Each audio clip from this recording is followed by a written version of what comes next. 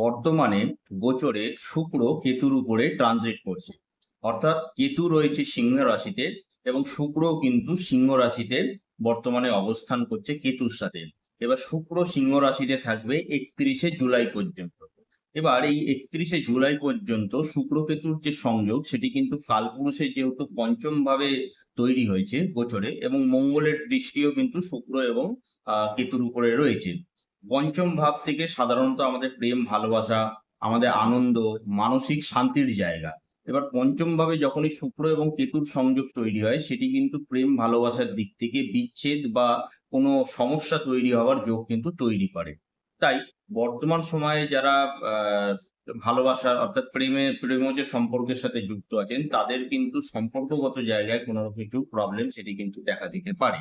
এছাড়া স্বামী স্ত্রীর মধ্যে কোনো রকম কোনো সমস্যা, মনোমালিন্যতা সেগুলোও কিন্তু তৈরি হওয়ার যোগ এখানে দেখা দিচ্ছে। বিশেষ করে পুরুষ মানুষদের ক্ষেত্রে তাদের স্ত্রীর কোনো শারীরিক অসুস্থতা বা সমস্যা সেটিও কিন্তু দেখা দিচ্ছে।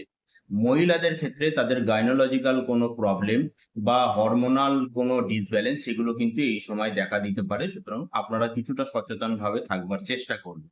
এছাড়া শুক্র যেহেতু আমাদের প্রসাধনী দ্রব্য বা আমাদের অর্নামেন্টস কে নির্দেশ করে, বিশেষ করে সিলভার আইটেম। তাই এই সময় কিন্তু আপনার কোনো জুয়েলারি আইটেম কোনো কিছু সেগুলো হারিয়ে যাওয়া বা চুরি হয়ে যাওয়ার সম্ভাবনা কিন্তু সেটি এখানে থাকছে। সুতরাং সেগুলো একটু সচেতনভাবে বা সংযতভাবে রাখবার বা ব্যবহার করবার চেষ্টা করবেন।